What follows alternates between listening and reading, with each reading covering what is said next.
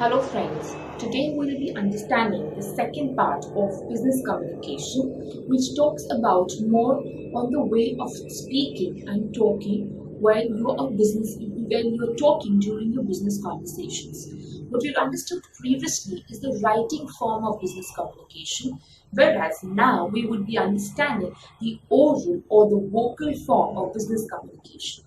Now, in this session, we would understand various elements which are used in a communication process, the barriers, the 7 C's, which are very important for every individual to be using when they are communicating for a business purpose, the active learning, or you can say the active listening process, and also the various concepts in active listening, along with the detailed process which is being formed when you are listening for an information.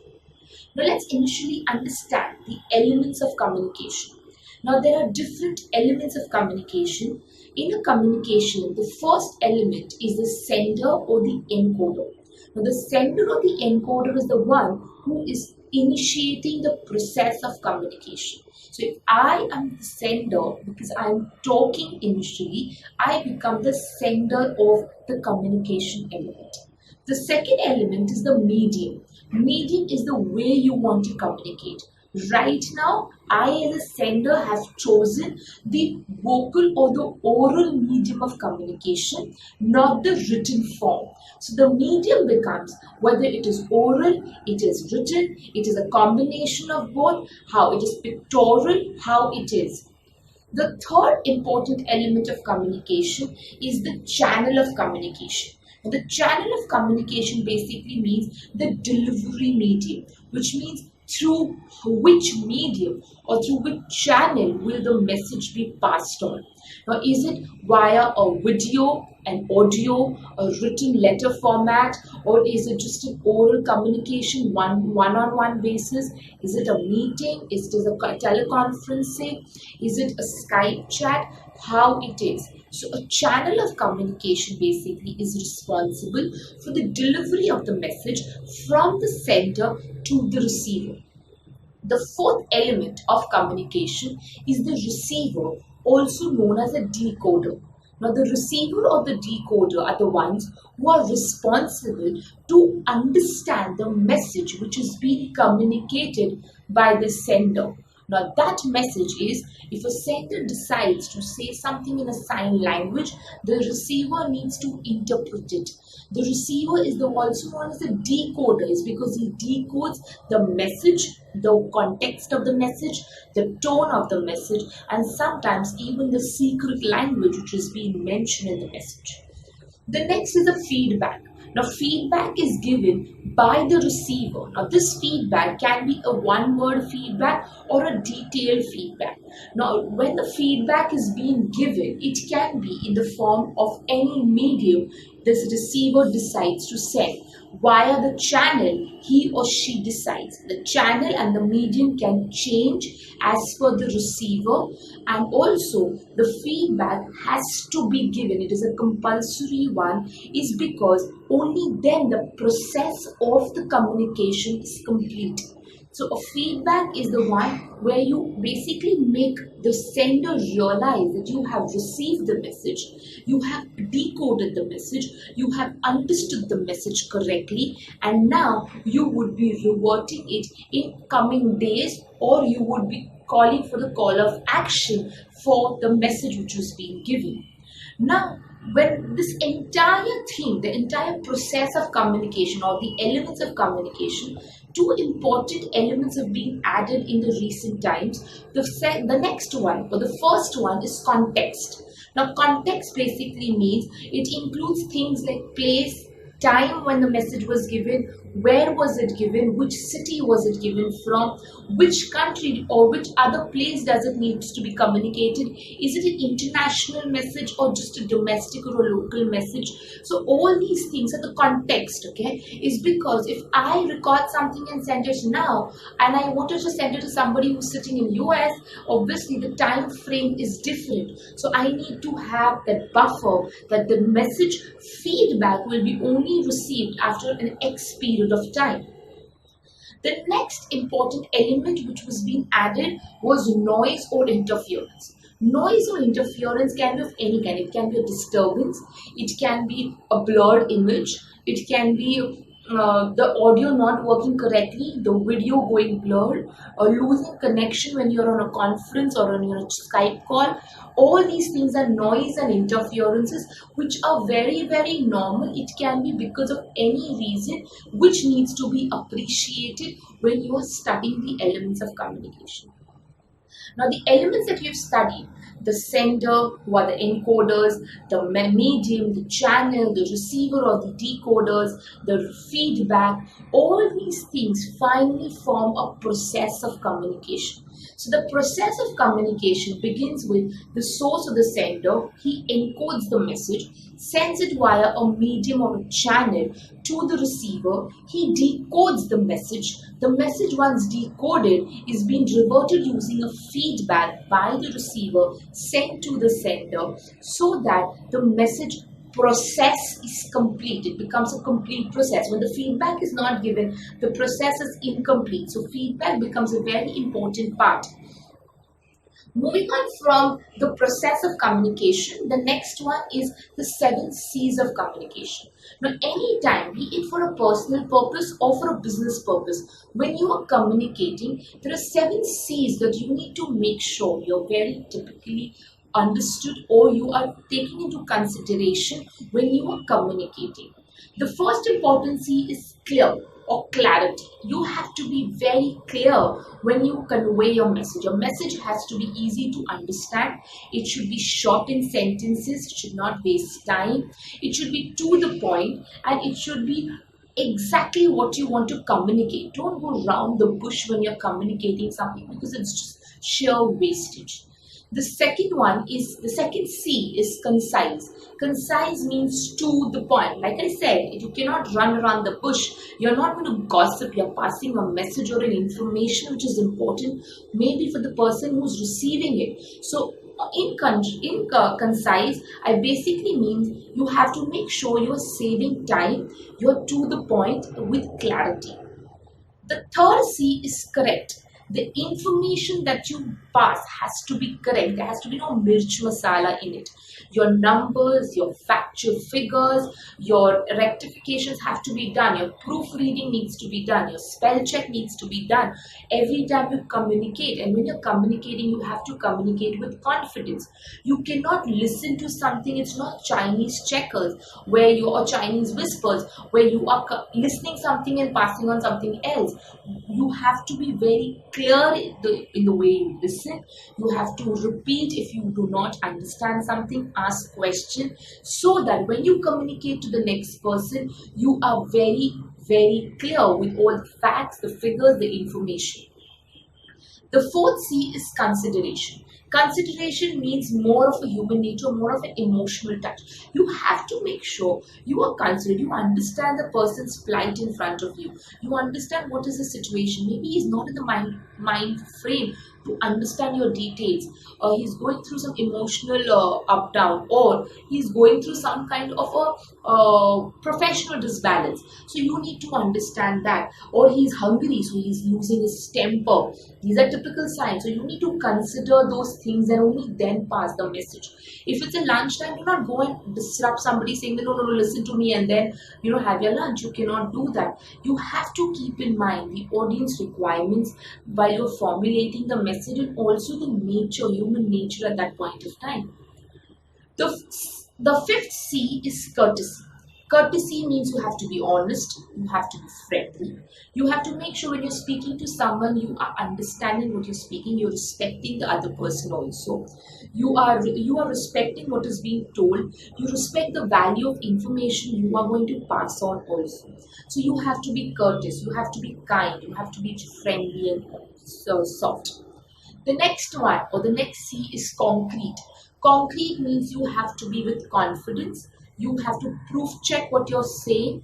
Your information needs to be clear, okay? You have to support facts every time you pass on some factual information. You have to mention the source very precisely. So all these things go under your concreteness. So in your next C, which is concrete, it means you need to know the source from where you got the information, and you have to mention the source with the actual facts and figures. The last C is completeness. Completeness means please make sure you complete the information you said. Okay? Do not leave anything in between for the people to fill in the blanks. Do not leave something which is incomplete. Do not say that, oh, we will discuss this in the next time. If you've started a conversation or started a topic or a discussion, make sure you complete it. Okay? All the questions need to be answered if you are the speaker. You have to make sure you get the desired response. Only the desired response will be achieved when you give them complete information and not ask people to go back to books and do a reference check. Okay, so the 7 C's of communication, again I repeat, you have to be clear, concise, correct, considerate, courteous, concrete, and finally, complete information needs to be given. Moving on from the 7 C's, let's understand the barriers of communication. Barriers means problems when you're communicating or talking. The first barrier or the most common barrier is known as a semantic barrier. Now, semantic barrier is basically translation problem. When I go or when we travel to another international country, we obviously have international issues like, no, we don't understand their home language or we don't understand their mother tongue. That's a semantic barrier. This is very typical in a business communication also, is because today the companies are globally present.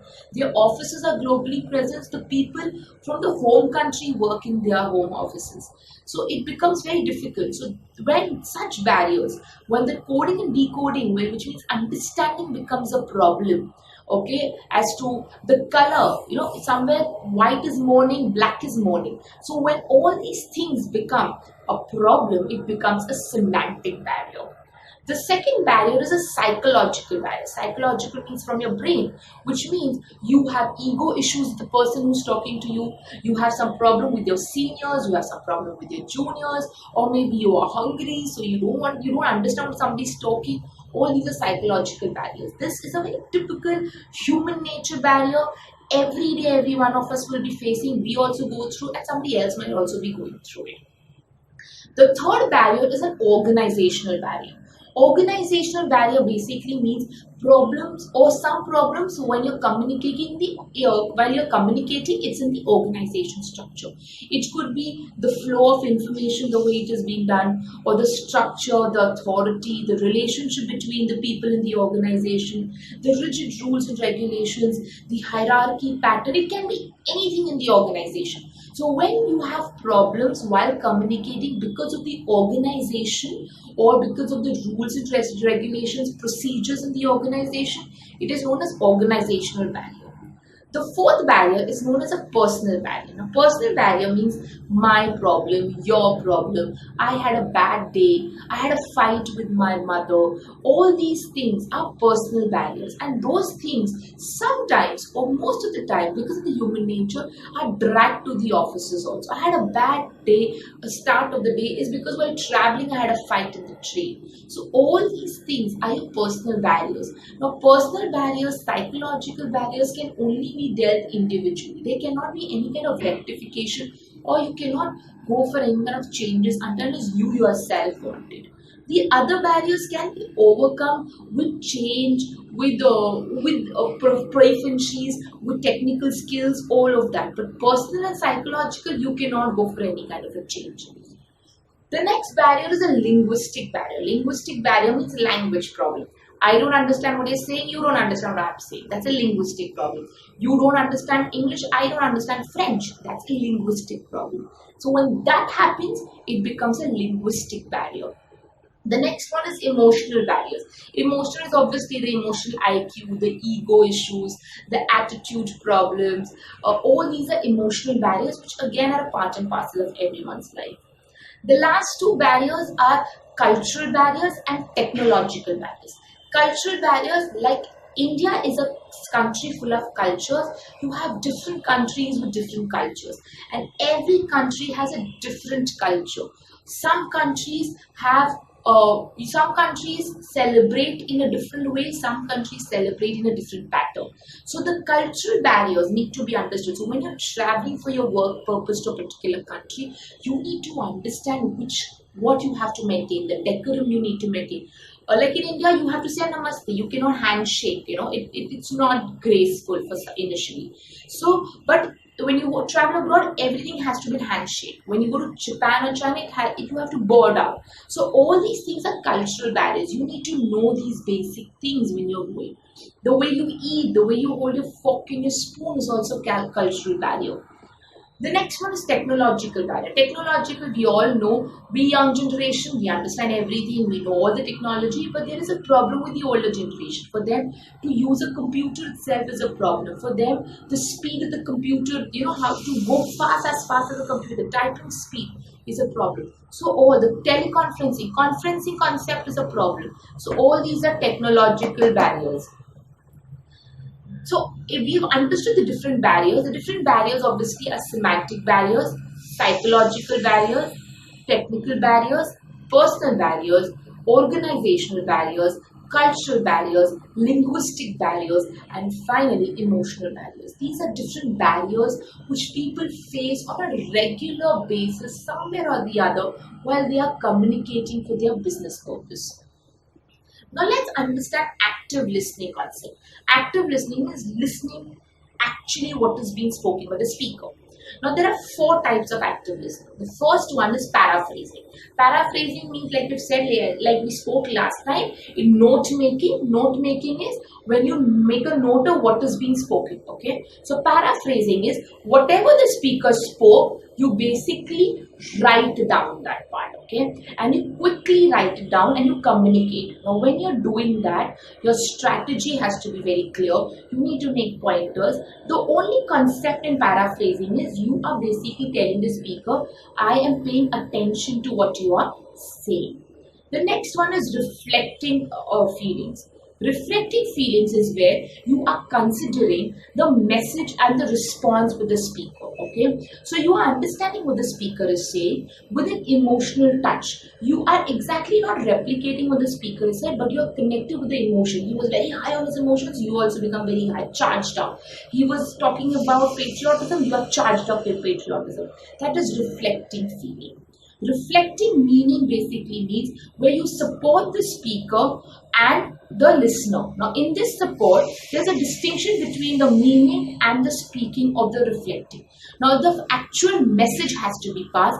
Emotions are not very important. The understanding of the message said by the speaker is important. So in a reflecting meaning, the understanding of the speaker's message is important and not the emotion. The fourth one is a summative reflection.